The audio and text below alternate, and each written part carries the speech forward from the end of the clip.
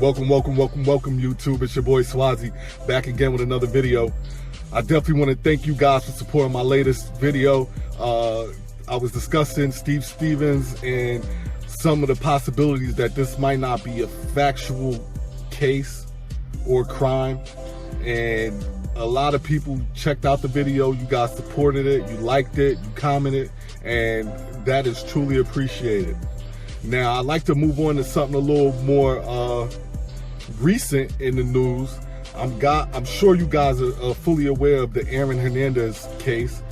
He's responsible for murdering, I believe it was 2 people, and just was acquitted for 2 murders as well. You know what? That's all wrong. He was charged and convicted of 1 murder, and he was just acquitted of 2. He did decide to appeal the initial conviction, and he was just found dead in his cell approximately 24 hours ago. A lot of people are speculating on why this might have occurred, what was the cause. Could it have possibly been some sort of hit? Could have been him having some sort of conflict within the jail? I believe I have stumbled upon at least 3 very, very valid reasons that might have been the reason why he took his own life. And I would like to share them with you now. Some of this information I stumbled upon while I was, perusing the internet. And so I printed out that information, and I'm going to read some of it to you now. So please bear with me if you don't see me looking at you or looking at the camera. I'm just trying to get this information across, and I'm doing it the best way I know how. So let's start it up. Let's start it up, people. Okay. So my initial findings come from Bloomberg.com, very reputable source, known for finance articles and things of that nature.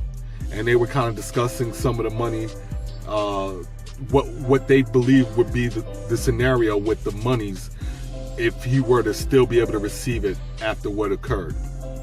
So it starts off like this. After the prison suicide of former NFL player Aaron Hernandez on Wednesday, his conviction for murder under appeal at the time of his death is going to be reversed. This has nothing to do with Hernandez's acquittal 5 days ago on separate murder charges. The reason is a fascinating and obscure doctrine known as abatement ab initio. Under Massachusetts law, a conviction that has not been finalized at the time of the defendant's death is reversed back to the indictment at the beginning of the prosecution. Legally speaking, the presumption of innocence therefore attaches to Hernandez, and that could have consequences for a range of purposes. Hernandez's $37.5 million contract with the New England Patriots that was in place when he was first charged in 2013. The contract included some $12.5 million in signing bonuses. The Patriots decided to cancel the contract after his arrest, after earning some $9.25 million had been apparently paid to Hernandez. At least $3.25 million was outstanding. The Patriots lawyer told the court in 2014 that the Patriots believed under the terms of that contract that they owed not another penny to Mr. Hernandez. The basis for the Patriots' cancellation of the contract may now be in doubt. It's been reported that there was no failure to perform or failure to report clause in the contract. That means that the probable basis for canceling the contract was a different clause, which is represented. That there weren't any existing circumstances when he signed his deal that would prevent his continued availability throughout the contract. So basically what they're stating here is, after Mr. Hernandez decided to kill himself, he enacted a law in Massachusetts which states that if your current charge is under appeals, you revert back to being innocent until proven guilty if you were to die in the midst of that appeal, which he did. And that doesn't matter whether he killed himself or someone else killed him, as long as you were no longer available to actually to move forward with the appeal, then if you were to take your own life or someone were to kill you, you would then drop back to the original indictment, and so they can no longer consider you guilty of a crime because you were in the process of appealing said crime. So this is definitely a major reason why I believe the expatriate Aaron Hernandez decided to kill himself. It seems like he knew that he would enact the rule that states that he would have to be considered no longer guilty if he were to kill himself during the appeals process, meaning that now the monies that were owed to him from New England have now become they're active again. That contract is now active, unless they have some other clause or procedure that they can stand on. As of now, that contract is active, and his family needs to be paid out the remaining money that was associated to the contract. Now, this right here is a huge reason. If you made the type of mistakes that Aaron Hernandez had made in his life, and you had an opportunity to actually do some sort of right for your family, I believe that a lot of men, not most men, but a lot of men, if given that same scenario with that same knowledge, and they were able to provide for their family even though they had ruined their own lives, and all it took was them giving up their own life, I think a lot of men would be down to do something like that. So we definitely need to take a look into the fact that he probably was just ready to take himself out of there because he knew he could no longer support his family in the traditional means. He had to do something different. And I still got a couple more reasons that I want to share with you, so please bear with me. This is something else that I got to read. This comes from Metro US. After Aaron Hernandez was found hanging by a bedsheet in his cell early Wednesday morning, the timing of his apparent suicide has left some scratching their heads, literally. The former Patriots tight end was just acquitted Friday of the double murder of Safiro Furtado and Daniel De Abreu, and his lawyer was optimistic about an appeal on his conviction of the 2013 murder of Odin Lloyd, for which Hernandez was sentenced to life behind bars. So why did he do it? Several possibilities abound, not least of which is the fact that the 27-year-old was facing life in prison without the possibility of parole for the 2013 killing. But there are other potential reasons. One, which we just finished discussing, the money. Hernandez was a star player in his day, signing a $40 million contract with the New England Patriots in 2012. Due to his arrest for the 2013 murder of Odin Lloyd, Hernandez would never get to finish out the terms of that contract. But it's likely Hernandez saw in the ballpark of $20 million prior to his time of playing that was up. His fast life and two expensive and very public murder trials, however, likely ate up most of his assets, as evidenced by the fact that Hernandez had a state-appointed attorney by the end of his second trial. His fast life. What his death could have done is preserve whatever little assets Hernandez had left, White said. Since Hernandez died before his appeals could be exhausted in accordance with Massachusetts law, his conviction of Lloyd's murder will be voided. This could mean he is owed money by the NFL and the Patriots via his contract and pension, USA Today reported. Another question that I don't think anybody knows the answer to is whether he had a life insurance policy, White said. Despite his death by suicide, White said if his policy is older than a year or two, his beneficiaries could still collect, and that money would also be protected from a civil lawsuit by victims' families.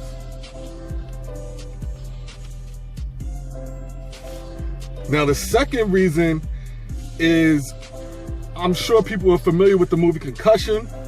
Main actor was Will Smith, who did a very great job with that role.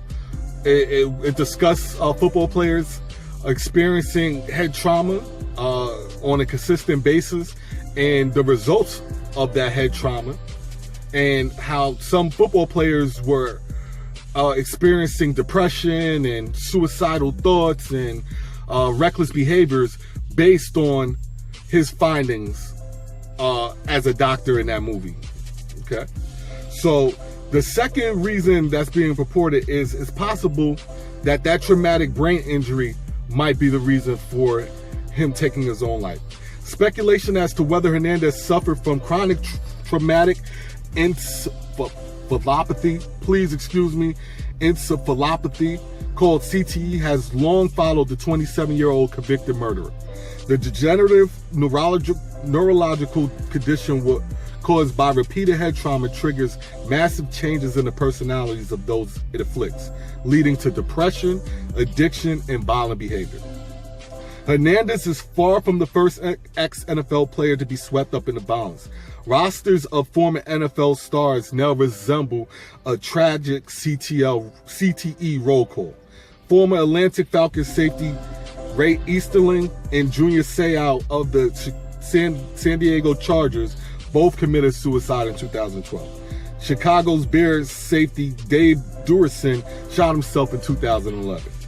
Jovan Belcher, a player from the Kansas City Chiefs, killed his girlfriend, then drove to the Chiefs training facility before he turned the gun on himself, committing suicide in front of the team's general manager. All were discovered after their deaths to have suffered from CTE. The disease is not safe for aging players, however. The 2013 death of Michael Keck, a former high school starter who never played pro ball, showed the condition could afflict much younger players. Keck was only 25 years old when he died. Hernandez was a lifelong football player, but he was also known to get into tangles with police from a young age. Only an autopsy can tell whether CTE played a role in Hernandez's aggressive behavior. And I definitely want everybody to take into account CTE as a possible reason for the initial murders, as well as him killing himself, because this was presented in that movie in several ways, as well as in the article I previously read listing several NFL players who have either killed themselves, become very depressed, exhibited very violent behavior towards their families, friends, and others around them. So this is obviously an epidemic in the NFL that we have to consider before we say, okay, this is some sort of planned killing or some sort of hit taken out on Aaron. It could have just been Aaron's mind was cracked into several pieces, and he wasn't acting with a sane mind, and that has to be taken into account. Now I want to move on because I have a third reason that's being purported that I think is a shocking reason. Not 100% certain if it's true, but if it is, I can understand why he might feel like taking his life might be better than dealing with the consequences if this were to come out. It was purported that there were homosexuality rumors surrounding Aaron Hernandez. Was Aaron Hernandez gay? This was a question posed just days before the former Patriots tight end's death on Boston-based sports radio station WEEI. Boston journalist Michelle McPhee was a guest on WEEI's Kirk and Callahan show Monday to discuss her book about the 2013 Boston Marathon bombings, Maximum Harm.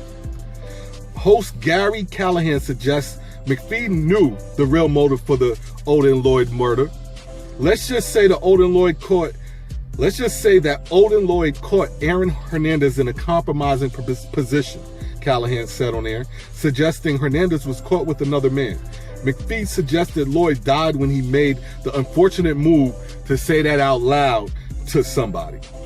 Following news of Hernandez's death Wednesday, Callahan and co-host Kirk Minihane doubled down on their assessment that Hernandez's closeted homosexuality was the reason for Lloyd's death and said it could have been the reason for his suicide.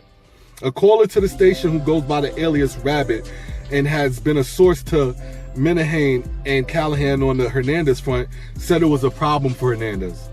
As a gang member, the one thing they don't take lightly is homosexuality.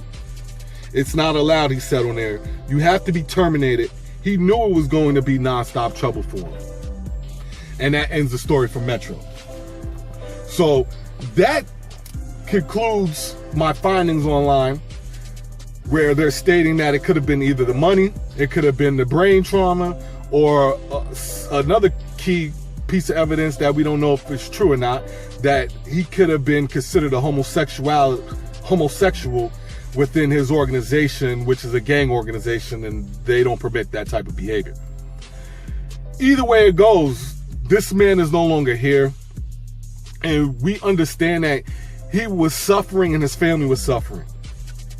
Now, I give the guy some sort of credit if it is true that he decided he wanted to take his life to ensure that his family could become the beneficiary of his contract that he had with the New England Patriots. Let's remember that this not only included the contract money, but it also included a pension, which would probably secure his family's future.